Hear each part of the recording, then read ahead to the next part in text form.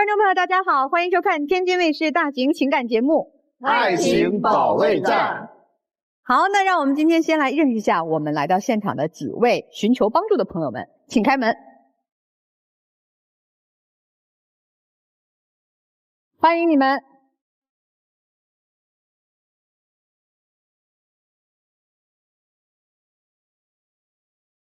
首先要疗愈的是本期第一对情感嘉宾小轩，40岁，来自河北；无人机飞手小邱，38岁，来自河北。个体老板，他们究竟遇到了怎样的情感困惑？你们的感情遇到什么问题？我们俩离过婚，复婚以后我的改变挺大的，但是他还是一个甩手掌柜。我觉得我们俩这婚付的太不值了。他就是个伏地魔，为了他兄弟把我们全家弄得鸡犬不宁。你们的婚姻谁付出更多？家里人都觉得全是我在付出，婆婆跟我都比跟他好，都觉得是积德了才找到我这么个儿媳妇儿。但是我在这个家只能付出，落不着一点好。两口子都有付出，但全家现在都向着他，不理我一个人。哟，这确实复杂了点儿，离过婚又复婚了哈。那咱从哪儿讲起？从你们离婚讲起吧。哪年的事儿啊？我们是10年的时候离的婚。10年就15年前。对，那时候我母亲得的癌症，然后当时因为那个治疗费用比较高，需要20-30万，然后我主张治，然后他的想法就是不想治。是这么回事儿。他们家呢有姐弟仨嘛，他呢把所有的费用啥的，包括看守啥的都揽过来了，与那姐俩没关系。所以你不同意，就闹矛盾了。对。当时我弟弟确实年龄还小，还不到20。本身我们家是单亲家庭，我父亲过世的早，然后我母亲一个人把我们带大。就是我觉得家里子女都不治，那就是等着死呗。然后那时候因为什么呢？因为我也是在医院总陪床嘛，我们两个矛盾越来越多。然后导致后来我们就是离婚收场。然后我为了争孩子这个抚养权，就是一次掏了18万的抚养费。然后当时就是孩子周一到周五跟他，周六到周日跟我，然后我就拿走了20万，把买卖把家里所有东西我都没要，就是给我妈治病嘛。妈妈救了吗？活了7年。那值得啊！所以其实那个时候，我能理解为大家情绪也都不太好，加上又是这么重大的事情，对，所以也就仓促的选择了离婚。12年又复婚了是吗？对，因为离婚之后吧，我自己也会反思我自己。然后那时候我感觉我自己也是太极端了，做事太偏激了。因为离婚的时候他就不主张离，所以说他一直也就找我，然后我们两个自然而然的也就复婚了。但是在复婚的时候，我是想我们两个能走得更长远，然后我也改变了很多。然后他跟我承诺的是，就是他不会再当甩手掌柜，因为就是说为什么我们上这儿来呢？就是因为他经常就是当甩手掌柜，对家里的事儿不闻不问，包括老人孩子，包括家里的就是任何的事儿，他能甩就甩，能不管就不管。都是我这人呢有毛病，有点啥事啥的，我只好也干这一件事，别的啥事哎再过来，我都有点顾了不来。就是你单线条是吧？对。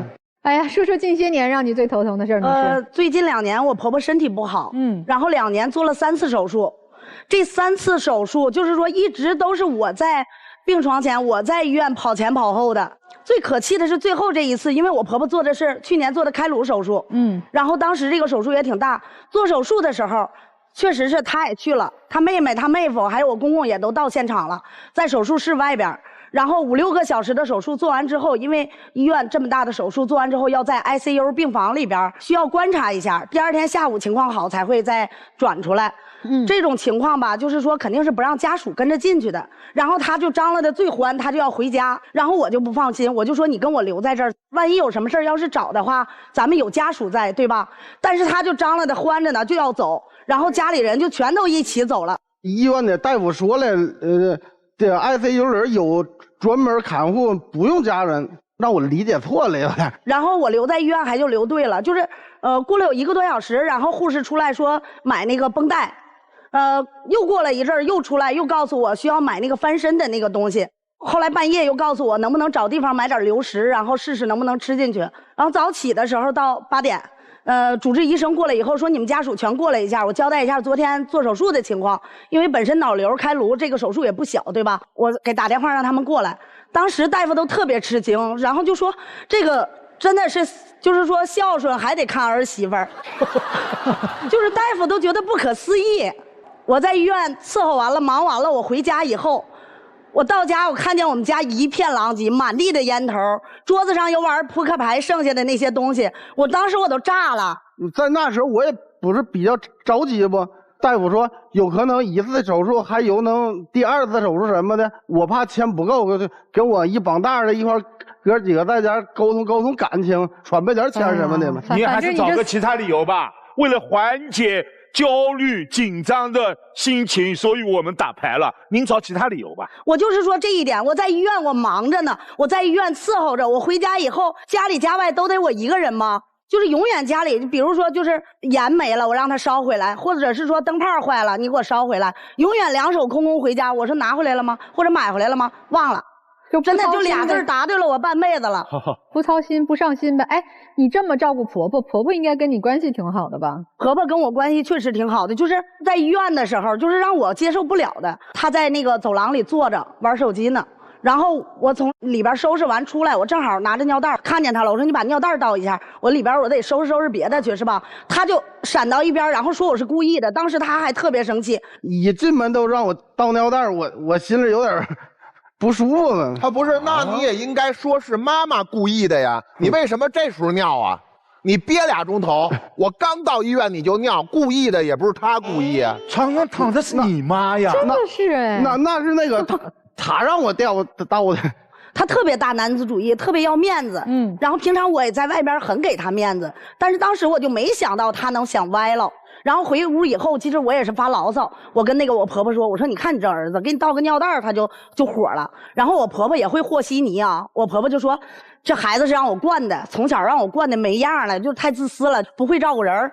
你说他特别奇葩的是啥呢？就是我婆婆在过节的时候，还有在那个就是说过年的时候，会给我包个红包啊，或者给我买个衣服呀，或者是我生日的时候给我买个蛋糕呀，她就会生气。然后他认为这些原本都应该是他的，让我抢走了。那本来不都跟你好不？过个生日给他过，他不给我过。你想过吗？为啥呀？我长期在外边干活去，家里有时候我回来有事照不过来什么的。啊，就是因为这儿媳妇太好了，所以对比儿子好呗。你还不明白你妈妈的良苦用心，她对自己的媳妇好，还不是为了你们的婚姻好啊？还真是。我觉得男人应该担心的是婆媳问题，不应该担心太好了吧？哎呀，所以你这个老公确实是脑回路清奇。他还有什么其他的你不满意的地方吗？其实还有一件事，就是去年在后半年的时候吧，我弟弟做生意，然后亏了20-30万。如果不把这个钱补上，可能会惹来官司。当时因为他没在家，就是领着我们那飞手在工地上，我也知道他这个性格，所以说吧，我当时没有第一时间告诉他，我借给了我弟弟20万。然后呢，就是他回来以后，我第一时间我就跟他说这个事儿了。结果他就火了。这个是这么回事儿，我们2个一起赚钱，有点啥事儿不应该商量？应该。他拿点钱给他兄弟了，说白了他这伏地魔这叫。我是借给他，我并不是给他，而且我也想了补救措施。我跟我弟弟说，你现在也没啥事儿是吧？上我们这儿来上班了，我们这儿正好缺飞手，然后在我这儿吧，就是每个月工资别人怎么开也给他怎么开，一视同仁。然后就是给他2000块钱生活费，其余的都没开给他。补我们这个他借给我们这个钱顶这个账，然后我弟媳妇呢每个月也给我转2500。我想的是用第一时间来补救这个，就是以最快的速度，2年也好，3年也好，让他们苦几年，把这个钱能还上。哎，还了多少了？到现在为止干了半年，已经还了4万了。行，这是一个事儿，放这儿了啊。你们是一个儿子是吧？对。多大了？我们儿子今年16周多。对于孩子这个教育问题，就是挺失望的。因为什么？就是说从小到大，我们这个孩子，我要是跟他说咱们孩子怎么着，那时候还小，然后他就会说你别跟我说，你就自己看着弄。现在孩子重点高中上学，学习成绩也挺好。就是我们家有这么一个家规啊，是为了给孩子营造一个更好的学习氛围。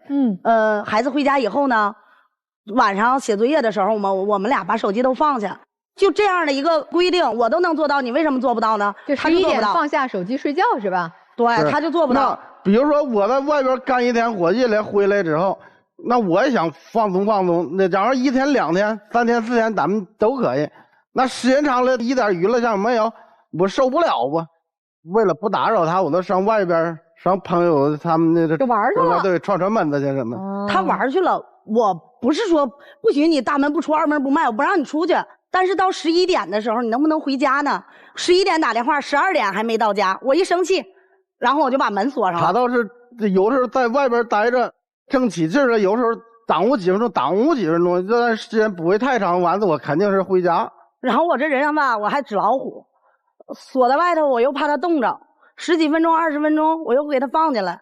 但是他最让我生气的还是就是为什么我说他甩手掌柜什么都不管，连注意着点都不会。他回家已经很晚了，恨不得12点多了，然后洗漱声音特别响，用手机开的声音特别响，喝着茶水到半夜1、2点钟。我说孩子第2天是要上学的呀，就连这个你都注意不到吗？偶尔有一次，有时候玩一到进行的时候，有时候我都忘了我又忘了，果然又忘了，这忘了打得我半辈子了。哎，我问一下这妻子啊，你不闷得慌吗？他说11点就大眼瞪小眼不让玩手机，他闷得慌，你不觉得闷得慌吗？你跟他说说你的心得体会，你咋忍得住啊？孩子写作业的时候吧，我就在边上看书。哎，你听着。我本身我就喜欢看心理学方面的书，然后他写作业，我在边上安静的看书，这么陪着，对于孩子来说他安静，然后我也在学习，然后孩子他就跟我的那个氛围他就不一样，交流上来说他也不一样，他觉得我对他是一种尊重，然后到点大家就都休息。对，哎，他工作怎么样啊？这不是也是公司的这个顶梁柱吧？也算业务上的是吧？干活的顶梁柱。其实他在工作上挺细心的，他也是就是说性格上的优点啊，就是他平常是个心细内秀的一个人。然后比如说我有这几个飞手，然后让他带出去工地，他盯工地这一摊我就不用管。然后你看他那个身形，大家伙也都能看见，老师们也看得见，就是他现在200来斤。当初他130、40斤，就是他现在啊3高，各项指标都超标。然后我为了他的身体着想，我陪着他减肥，做完饭以后让老人吃，让孩子吃。我说咱俩一起晚上不吃饭是吧？然后我陪着你减肥，结果他自己偷着跑出去大鱼大肉的吃去。有几次啥呀？我碰着啥到一块儿了，谁请客吃饭一块儿上外头下饭店啥的。多少得有个人情世故，咱那外边的。那你能少吃点吗？那我是少吃一去的，但是一拉哥几个讲话的，一欢快的，照顾不到那些的又忘了。那哎呀，反正你有没有发现，就是你俩有交集的地方，他都好像忘了，他都甩手掌柜。你俩没交集的地方，比如说去什么林区哈，不是你也去不了吗？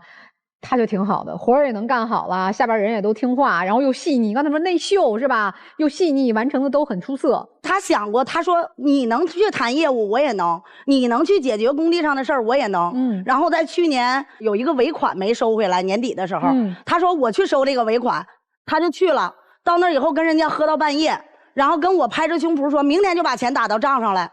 然后呢，等到第2天、第3天，等了好几天。然后都马上过年了，我实在是等不了了，我到那儿去跟人家谈了半天，晚上就把钱给我转过来了。听起来确实你老婆挺优秀的哈，这个你对她有什么意见吗？家庭正儿的，这也太烦我了呢。他说我烦活，意思就是我是太事儿了。你希望他事少点了。你晚上想玩的几点回来，别训你，让我别管他啊！你就想更自由一点，让他别管你是吧？妻子有什么诉求吗？我就觉得。他对这个家的这个责任不够，就是说他能玩去就自己玩去，就是我们2个说交心啊，咱们聊聊天啊，不行，他得玩手机去。你都学心理学，他就想喝2口小酒，这咋交心呢？你好好培养儿子得了，别培养老公啊！你老公已经这岁数了，你培养儿子吧。我觉得他是根本就不想尝试，他大饼给我画那儿了，他根本就没尝试。你的意思是还是希望老公能够更料理多一些家务，长一些事儿，帮你分忧，是吧？对啊，行，听懂了。这对情侣看完之后，你什么建议？什么感受？我觉得这个大哥特别没有家庭责任感。人家赚钱呢，人家干活认真啊。但是作为一个女性来说，我们所需要的不单单是这一方面。所以你觉得大哥不太行。对啊，得改是吧？得改啊。这个先生呢？我虽然也是男士啊，但这次我可能要力挺大姐，因为我觉得一个女人能把婆媳关系处得这么好是非常不容易的。可能多少男性朋友都会羡慕这位大哥，但是我觉得他生在福中不知福了。做一个男人，如果做甩手掌柜，他的背后一定是妻子对婚姻的失望。现在妻子虽然说对这段婚姻，尤其是复合以后的婚姻，他是失望的。做一个男人，我们甩手掌柜甩掉的是什么？甩掉的是对这个家庭的责任和担当，也甩掉的是妻子对你的信任和尊重。但是刚才有2件事情分明他不想甩手，他是被迫甩手。一个票子，他当然对财务状况是有知情权的呀，他也想了解呀，你不告诉他。他不想了解，我跟他聊的时候他都会反感。他告诉你多少钱你反感吗？有时我就想知道总钱数多少钱，对，加一共有多少钱。你告诉他的可能是换了一种方式在告诉他，他想知道的我们整个公司整个进账出账是多少。另外还有孩子，恕我直言，这个儿子在家里是不可能尊重自己的父亲的，心里是看不起这个父亲的，因为知道这个家最权威的是妈妈。你确实能干，但是有时候我们有没有在自己的丈夫面前适当的示弱呢？你做家长可以，但是至少要平等啊。我们这个平衡点有没有找到？没有。如果哪天他真的彻底反抗了，您说复合以后的婚姻是不是也会鸡飞蛋打呢？所以很简单，做丈夫的好好反思自己，有些需要自己不但反思，是需要去修正的。但是做妻子也回望一下复合以后，在这一段婚姻当中，您的全能的释放和一个男人在家庭的地位。没有他怎么衬托你的优秀呢？没有他怎么显示你的坚定呢？他是什么？他是你的背景板啊。他在家庭里面的职责是什么？他是你的情感的安全线嘛。为什么2年复的婚？是因为你缺不了他，你离不了他。他是你的情感的定风珠，你知道吗？在你心里面有他在，你的心就定，你就能冲，你就能拼，你做什么事都可以对。换一个别的，天天跟你对骂，天天告诉你我要干什么，天天查你的账，你受得了吗？你受不了。所以一定要看到一件事情的一体两面，他是经常有很多小毛病，但他也包容了。第二方面，一个家永远在高效运转，很没劲，永远在赚钱，那你就光赚钱了也很没劲，你不能有老是对的，这个人不能老紧绷着。他有时候说我要放松一下，我觉得反而是你应该听他的，就是这个孩子也好，你也好，我们其实应该留1/3左右的时间是松弛的。就是你不要老是我端着一本书在那边看心理学，你看个言情小说也没什么，就是嘛，对不对？你看个电视也没什么，刷个剧怎么了？所以回过头来看一看，是不是要去过一些有烟火气的生活？挣钱之后的目的是什么？我们不是永远要活在别人的目光和评价之下的。比如说其实你为什么会留在 ICU 外面？一方面确实你这个人好孝顺，这一点我要给你点赞。另外一方面，你希望别人永远对你有一个好的评价，所以你做事情都面面俱到。你弟弟给你借完钱之后，是你作为姐姐，你借他钱借了就借了，怎么了？你必须要有一个方案。哇，我听到那个的时候，我觉得天哪，你绷得太紧了，你知道吗？你回过头来，就你老公那么怕你，回过头来你还得想着，我连我这个老公我都不能让他挑我一个错。我说那么多不是指责你，我认为你已经做到了99分，我认为你应该让自己活成90分的样子。那9分花了你1000%的力气，那9分就不要了。至于丈夫，你这老婆你算娶着了，是吧？你这个怕老婆能发达，算是被你演绎的淋漓尽致啊！你老婆骂你2句也是应该的。你妈在 ICU， 你在那边打扑克，我是真理解不了。所以你是应该骂啊！你要更轻松就别更轻松了，你要轻松就带着老婆孩子一块轻松。所以你看，这个解决问题还得找陆琪老师啊！如果大家也想让陆琪老师给你的这个一些问题啊、困惑能够解读一二的话呢，您就去微信的公众号来找陆琪老师就行了。那别忘了亮明您爱情保卫战忠实粉丝的身份啊！陆琪老师会送你一份新人礼。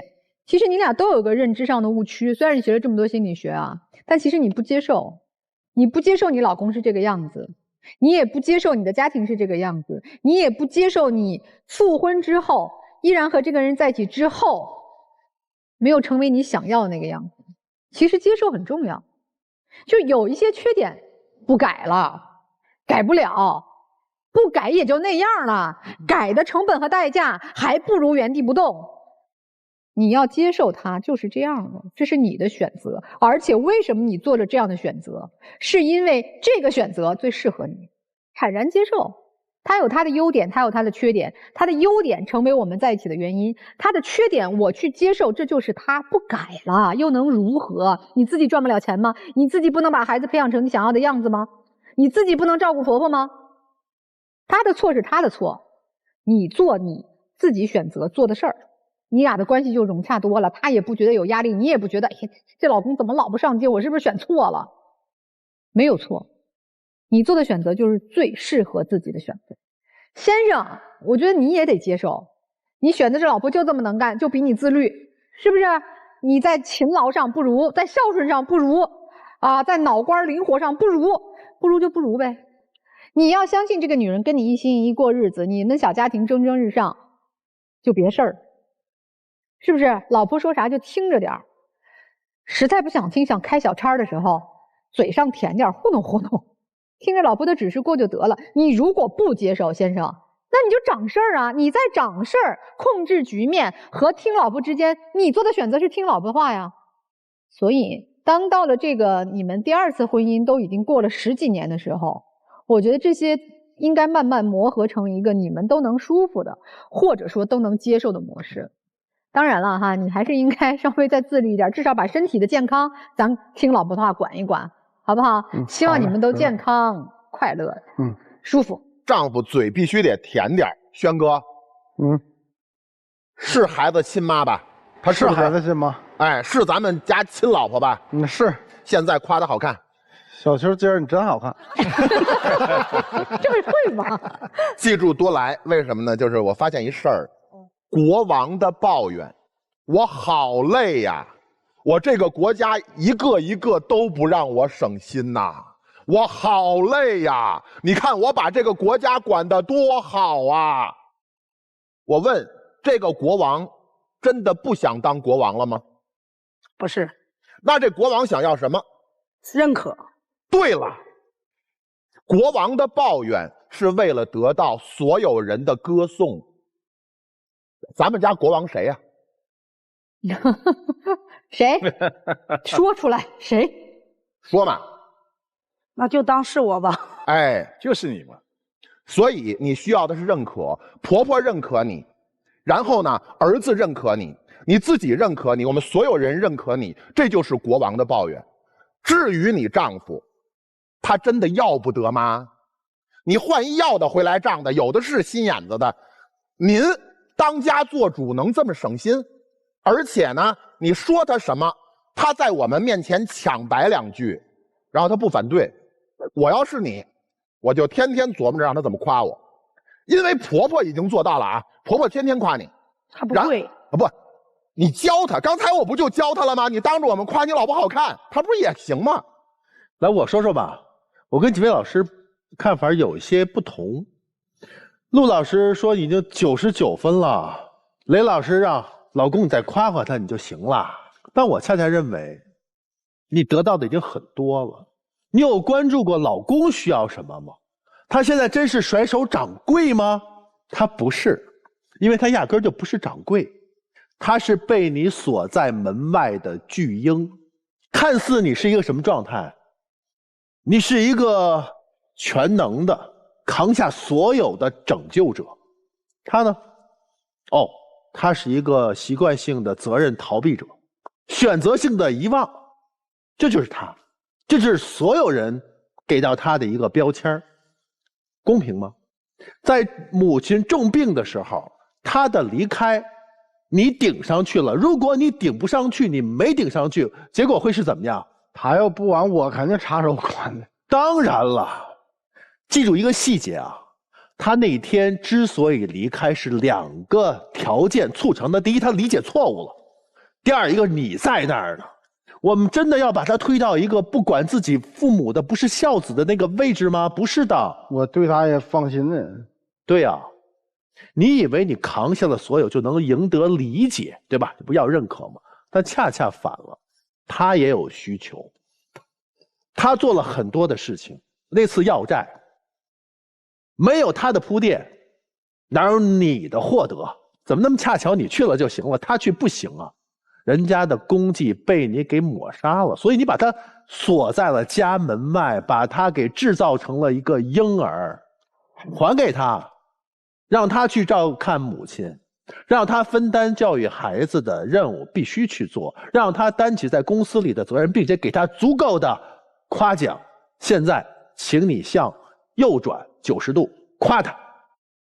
要不你把他想想，你把老公吓。心里话，真的是心里话，就是你心里想对他说的话。而且老公也看着自己的老婆，不要怕的，不要怕。其实这么多年，最起码我心里是踏实的，没有二心的，知道你没有二心。忠诚。其实我脾气特别不好，然后每次吵架，不管我吵得多凶，他都让着我。所以呀，我们去接受彼此的好与坏，再去回味一下，或者是感受一下。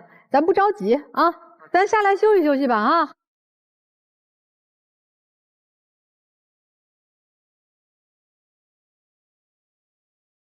本期第2对情感嘉宾李先生，38岁，来自北京，留学规划师；李女士，44岁，来自天津，培训机构运营校长。那么，他们又遇到了怎样的情感困惑？你们的感情现在处在一个什么状态？我追的他。现在谈恋爱也是我一味上赶着，我们的状态就是我一头热，他就总退缩。我对我的感情感到很迷茫，我不确定这是不是爱情，因为我觉得我配不上他。你们的感情遇到了什么阻碍？他就总是先入为主，觉得我们不合适，我们年龄不合适，我的父母极力反对不合适，他的孩子夹在我们中间更不合适。他特别不成熟，总爱当老好人，跟异性的边界感让我感觉很不舒服。哎呦，就主打一个追一个跑，一个觉得我就得努力向前冲，一个就觉得咱俩不合适，我使劲往后退，是吧？是的。你追的呀？是的。怎么追上的呀？我是23年的时候认识的，那时候我刚离婚，然后也被大公司裁员了，又跟父母闹了矛盾，我自己在职研究生也不想念了，就一个人从北京逃到天津躲起来了。后来躲着躲着也想出来找工作，就去了他们单位。他正好是公司领导，听完我的故事以后，半个月内就把我辞退了。他是有好意的，他说想鼓励我好好学习，还主动把亲戚的房子免费借给我，说你就安心学习，一定要拿到文凭。我在他的帮助之下，我最后确实顺利毕业了，现在也找到体面的工作了，我就特别感恩于他。一开始只是感恩，但是日久生情，就是慢慢的就产生了爱意。就是他现在属于一个迷茫期嘛，我想给他就是让他更往前走一步。明白。你就想帮助这个小伙子，觉得挺不容易的，但是小伙子因为你的帮助，感恩由恩变成了爱意，就开始追你了，是吧？是吧？那你后来怎么就同意了呢？说实话，我也有私心。我自个儿带个2个孩子，现在孩子上大学，然后就是面临了很多事情。以后孩子毕业之后，他会踏入社会，然后面对着车子、房子、娶妻生子，我一个压力太大了。然后他呢跟我承诺愿意分担我这部分压力，所以我才同意的。啊，你不是因为喜欢他呀？也有一方面。因为我原来的2段婚姻里面都是我一味的付出，从来没有得到过关心。然后他是对我非常非常关心。但刚才这个我们看你的介绍的过程当中说他的父母是特别不同意的哈。对，你们相处多长时间就父母就知道你们的情况了？我们交往了有1年，实际上在交往半年的时候，我就跟父母说了啊，父母的确是很反对，因为他这边的情况他也说了，离过2次婚，他有一对龙凤胎都已经上大学了，然后我们家是老来得子，我父亲78，母亲75，对，然后我又是独子。他们怕我晚年老无所依，所以要求我找对象必须找一个愿意生孩子的女朋友。哎，这里有一个问题，您前面有婚史吗？我有离异，但我没孩子。那你怎么讲啊？我就跟父母，我也是慢慢做工作。我说，其实现在丁克家庭很多，我身边有很多朋友都接受丁克，大家的观念已经不是20年前了。而且我还跟父母说了，我们俩未来不仅仅是夫妻，还可以做合伙人。因为我自己想开一个教育公司，大概要花50万，我当时有30万，我跟他说先借20万，这样把公司开了，等我赚到钱我再还他。要是不放心，我都可以打个欠条，拿我自己的房产做抵押都行。我借给他20万块钱，我是有前提的，我是说先见一下你的父母，然后看一下你父母什么态度，然后我们再决定这个培训机构要不要运行下去。那这钱借了吗？我开始是借了，但是回到他家之后，他父母就是非常非常不满意，就是不管你怎么去说，我就是不满意。然后回来之后，我就把钱要回来了，我就说咱们不合适，就分了吧。就等于你们处了半年，由于父母不同意，你就提出分手了。也没有算正式分手，反正就是孩子一直在联系着，一直没有确切的分手。但其实你们这个30-40岁，你都44岁了嘛，这婚姻其实老人其实最终看到孩子幸福，他又能怎样？只要他愿意就可以啊。对啊，父母反对。您会坚持吗？我会坚持。我之前离婚的时候，家里就不同意，我也照离了。所以这是其中一桩女士觉得我和你处不下去了哈，就已经打退堂鼓了，钱也要回来了。那后来还有什么问题呢？也是家庭方面的，就是可能是他的家庭这边的，他儿子嘛，他工作特别忙，我也很支持他，他每周就休息1天，但是就这1天都不能好好陪我，每次约会都要把儿子带出来，看个电影儿子坐旁边，吃个饭儿子坐旁边，我就特别别扭，心里不舒服。他是有俩孩子，他一个女儿是在外地上学，然后儿子在这个天津上学。其实也不是这样子的，其实儿子也就是1个月回来1次。我要的是你接受我的孩子，对吧？那我要是从心里面接受，而不是口头上的接受。那这孩子这1次回来之后呢，我也是想他们之间有一个交流、一个沟通，其实也是一个接受的一个过程。但是让我无法接受的是什么？他去给我儿子去找对象。我其实也是好心，因为我留学规划师嘛，优秀的女学生很多。还有就是他特别小心眼儿，爱乱吃醋，你知道吧？就是我是留学规划师，一个服务行业，我每年会送出去很多的学生，人家出了国以后呢，遇到困难也会给我打电话，包括有的姑娘。他是不能打电话，一打电话打到半夜11、12点钟，包电话打2-3个小时，我想跟他打电话打不出去。是，人家有的小姑娘可能失恋了，然后半夜就哭哭啼啼给我打电话诉苦，我也很耐心的当知心大哥哥，结果他就吃醋，怀疑我们俩不正当关系。他没有闺蜜吗？他没有朋友吗？为啥都要跟你诉苦，对不对？但是你要知道，留学生一个人到他乡是非常可怜的，有些话他不方便跟同学说，也不想让父母担心，他就选择我这样一个角色倾诉是最安全的。那他给你送礼物，你也欣然的接受了呀？其实送礼都是一些日常生活用品，比如英国的这个刮胡刀啊，还有什么领带这种的。我觉得领带、刮胡刀这些都是比较私密的东西，只有说男女朋友之间可以送，那普通朋友我觉得送这些不太合适。你还礼了没有呀？我还礼了，我那个给那个女学生寄了一些中药，因为那个国外看病特别不方便，一挂号要几个月，我觉得人家是咱们说的，咱们学生留学到国外去，学校里面也都有校医的，这个我也是了解的。他如果需要，你可以送他一些书籍之类的。你不是要分手吗？你怎么还吃醋啊？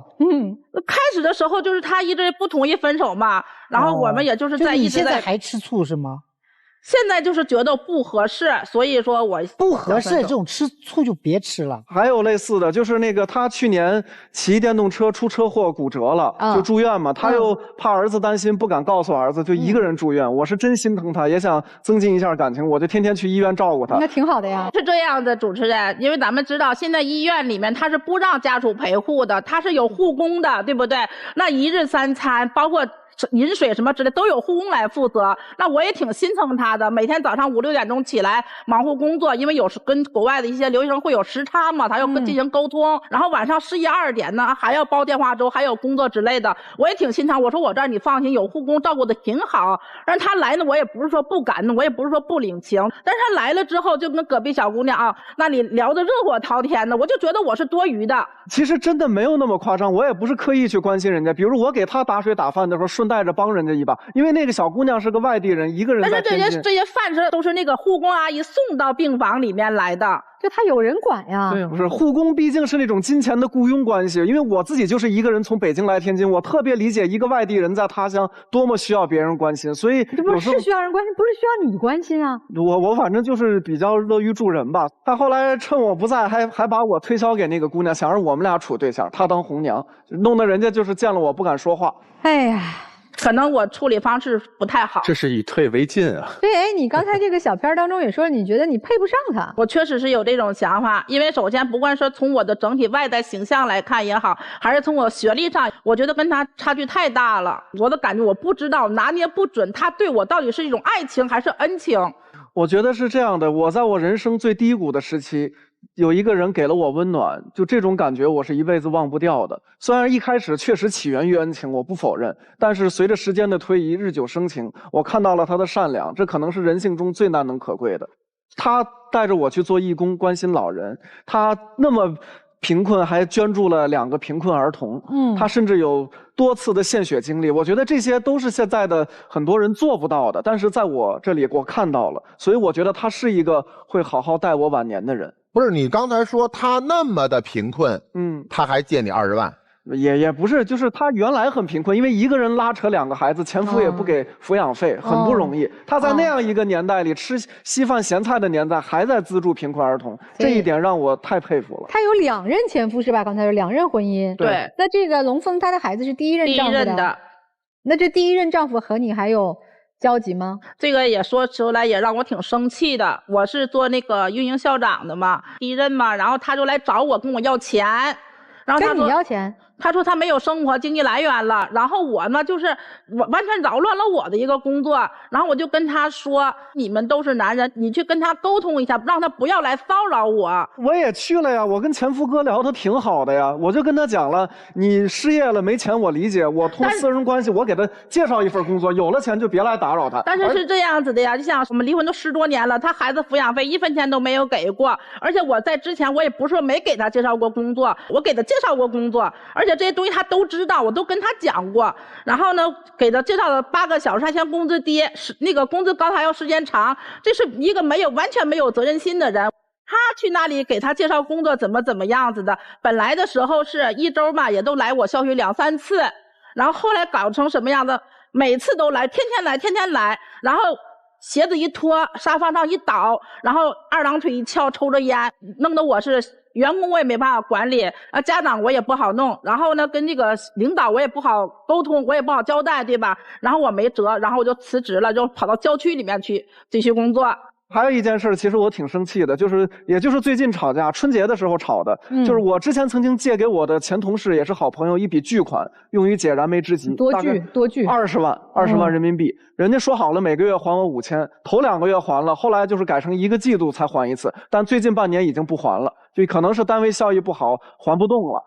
我跟他说了以后，他就要拉着他那个律师姐姐去起诉人家。我并没有说直接拉着我的律师姐姐去起诉人家，我的观点是什么？我说你去跟你这个朋友去沟通一下，看他就有没有什么还钱计划，或者遇到什么问题了。我需要的是他这个朋友对他一个态度。如果说他朋友是坚决不还钱这个态度，我说我可以介绍我的姐姐给你认识，通过法律途径把这个钱要回来，因为现在他也挺不容易的，对吧？我最生气的是什么？就是他对这个金钱的一个态度。假如说我们2个以后生活在一起了，那如果说还是这种态度的情况下，对这个钱财的一个态度的情况下，我没有安全感。什么态度？就他意思是我就用这10几万块钱，然后呢我认清一个朋友我也值了，意思说我不要了就不要了。人家从来就没说过不还钱，人家我让你去跟他沟通一下，我并没有直接就说去起诉他怎么样，他连沟通都不愿意去沟通。他这一点提供帮助是好心啊，我知道有什么可以指责的呢？不是，他说是建议，你认为是要求，建议和要求是2个概念。我建议是可以拒绝的，我要求是不容你拒绝的。另外，到底是建议还是要求？其实有要求的成分了，有要求的成分，因为他觉得这个钱将来也是我们俩一起过日子要用的。但至少现在的钱是还回来也是您的呀。我知道，他哪怕是要求也是为您好呀。因为我们这圈子也挺小的，为了这点事儿跟熟人撕破脸，真的不值当。人家也是个善良的人，从来没说过不还。我跟你说的是，我说你可以去跟你朋友去沟通一下，看你朋友是一个怎么样的一个态度，有什么困难都可以一句话的事儿。我没钱可以，但是我有一句话，有个态度在那里。那时候你决定跟他结婚吗？其实我一直在犹豫着，我只是说建议。当时，然后那时候你决定跟他结婚吗？如果你不跟他结婚，他的钱关你什么事儿啊？我的意思是说啊，以后假如说我们生活在一起了，那他这个对这金坛这种无所谓的态度的情况下，假如你们两个结婚了，别人欠他钱不还，你作为他的合法妻子，你不用经他同意，直接上门要，夫妻财产共有，给我还回来。哎，说实话啊，就是这个比你小6岁的男孩，你们也好了1年了，是吧？对。你觉得这1年当中，他给你提供过切实的你需要的一个男朋友或者一个老公，你需要的东西，他提供给过你吗？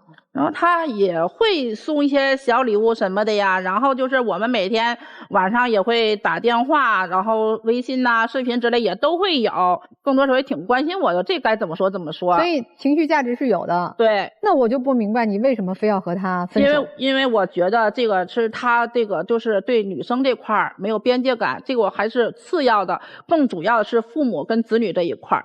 所以综合起来就是2个原因，你是想分开的，一是得不到祝福，对；2是他变心的几率是很高的，对。所以综合这2点，你是想分开了，对吧？对。那小伙子呢？就是我总是一头热，然后他不停的退缩，最后造成了我热脸贴冷屁股。所以我也在想这段感情还能不能挽救？如果不行，我都想放手了。行吧，你们这2口子其实也都差不多同龄人，我觉得感情不应该去猜，应该就是2个人真诚的坐下来谈开。我说这小伙子吧，只要你真心喜欢他，是你他跑不了，追吧。啊，那老师们有什么建议？看到了什么？确实，今天我们所看到的男生追女生非常的热，但是他担心的，哪一天冷空气来了，骤然降温了，他竹篮打水一场空，一切都没有了。你父母的反对，他也知道起不了多少作用，但是他更看到的是，你会去做父母的工作，但你没有断然的认为父母说的不对，他没说吧？没有。他也知道你和父母的关系，你很孝顺父母吧？是。其实平时父母的话还是听的吧？他都看在眼里。如果你不是这样的，他不会把那件事情放得这么大。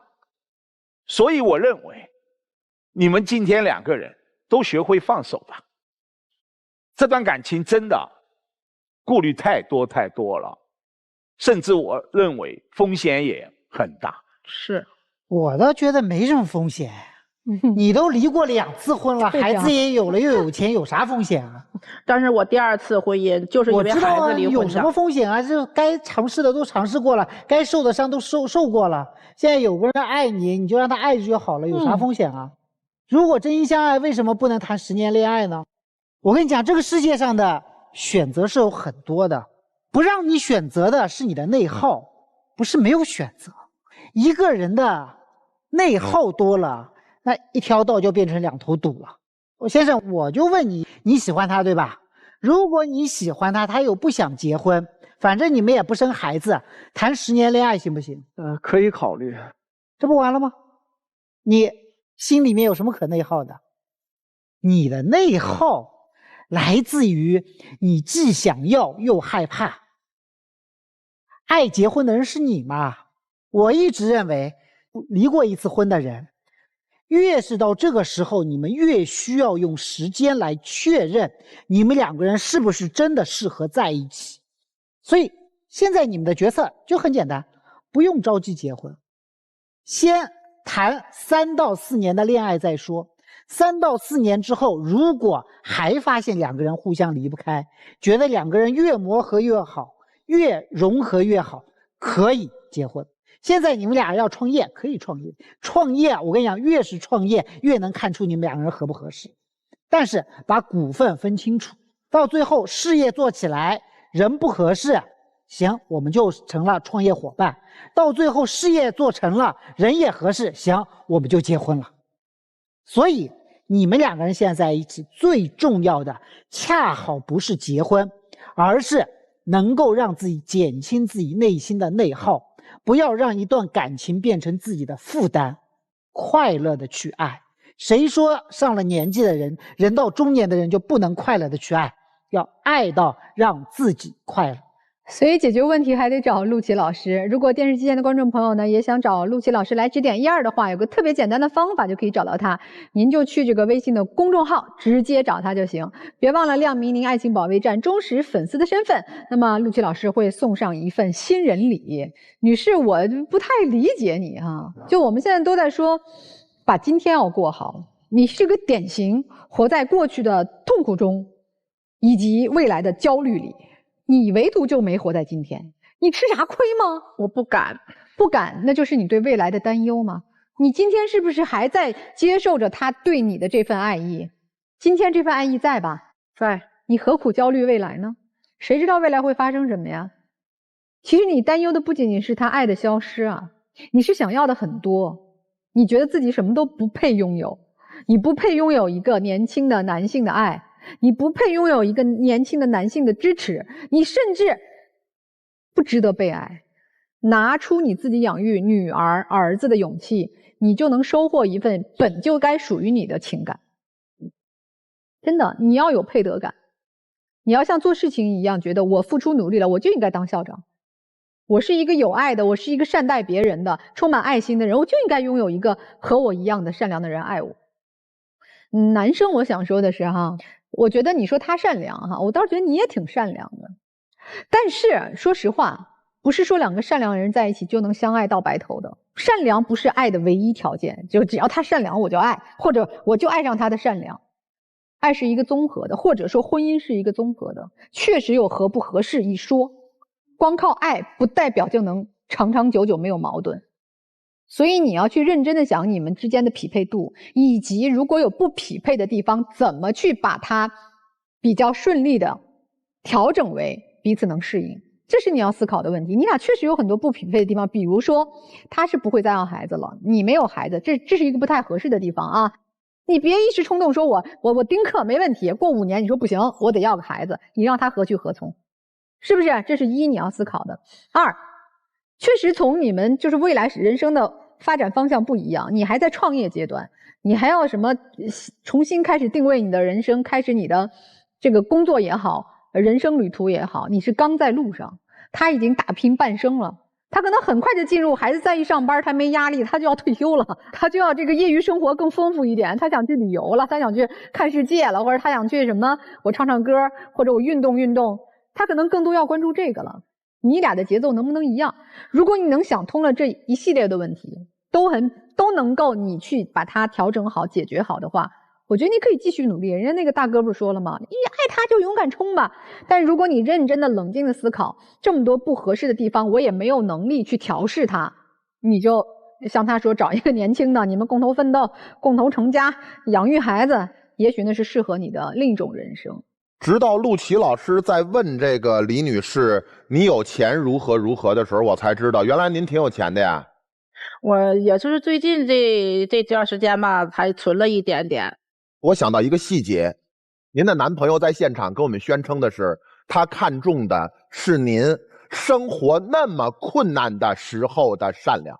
就是好多细节对一块儿，我老觉得摆在明面上我们看不见的阻碍一定没摆在明面上。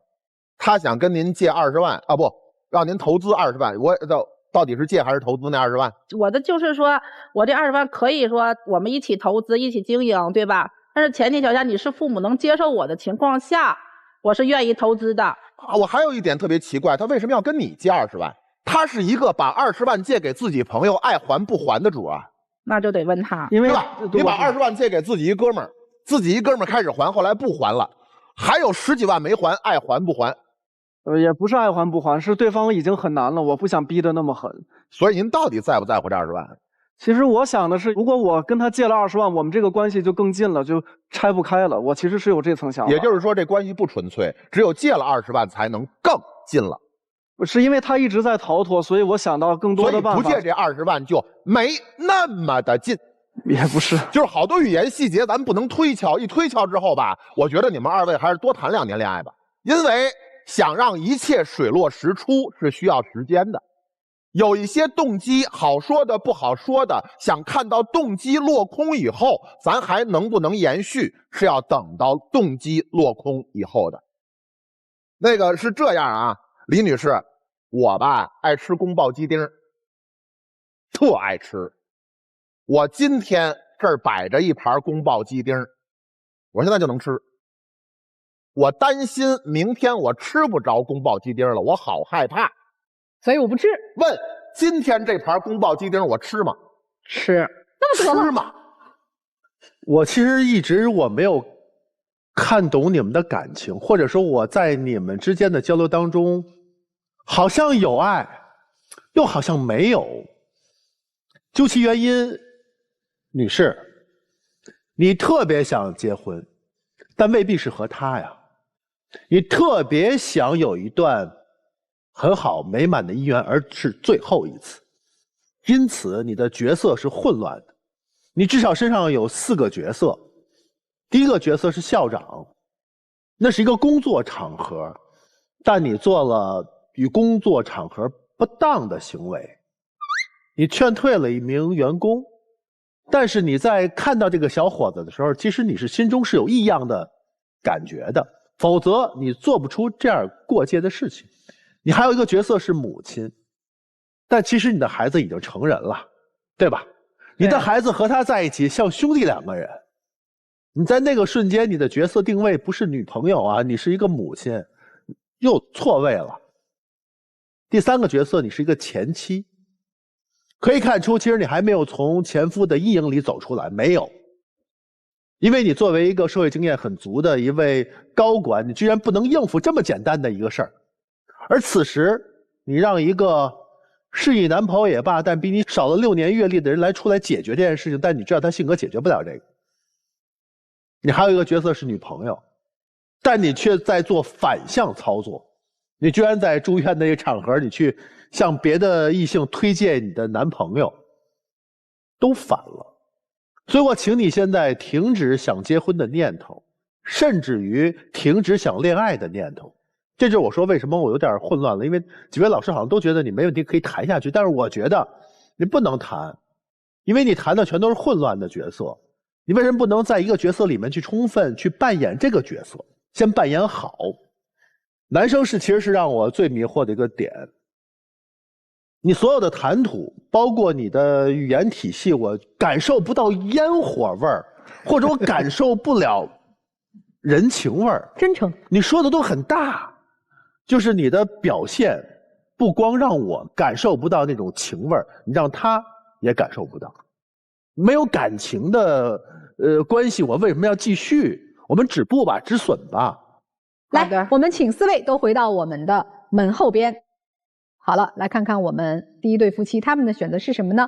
请开门。肯定出来，尤其这个妻子的改变很大的，我觉得对他们真是有改。手牵手。哦，还手牵手了。哇。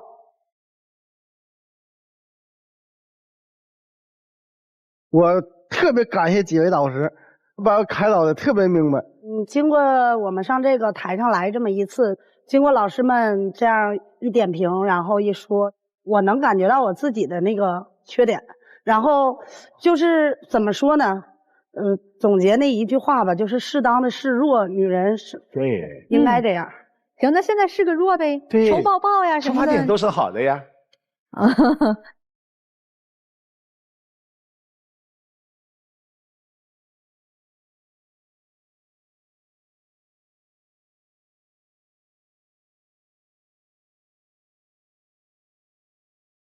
有没有感觉刚才妻子真的有点小鸟依人了？真的娇羞也开始出现了，挺美好的啊！祝福你们，好吗？谢谢你们，挺好，谢谢你们来到我们节目，谢谢。下次还来吗？不来了，少看点心理学，多看点爱情小说，好了吧？拜拜。这对情侣还会出来吗？我认为不会出来。我觉得会出来。来看看他们的选择吧。来，请开门。走了。走了。走了。哎呀，应该你看那么善良的人被你们拆散了。哎呀，陆老师有点遗憾啊。哎呀，多善良！两个善良的人，两个好人，但未必他们能够走在一起啊，谈恋爱嘛，谈个10年20年恋爱多好。这那个女士谈不了，女士等不了，因为这个女生的想法是不同的。是的，她是2次伤害以后是经不起第3次伤害的人。是的，她真是想再谈一次，就是最后一次。我怕的是什么？我怕的是分手之后又去找了一个40、50岁的男人再结婚，那才叫不合适啊！还不如谈恋爱。对，还不如谈恋爱呢。享受当下。就是，我是怕这个。大家对自己的选择负责任就好啊！也希望经过一次又一次人生选择，最后我们还是能够过上平静幸福的生活吧。感谢呢几位嘉宾来到我们的现场，也感谢我们观众朋友的收看，谢谢5位老师的分享，我们下期节目再见。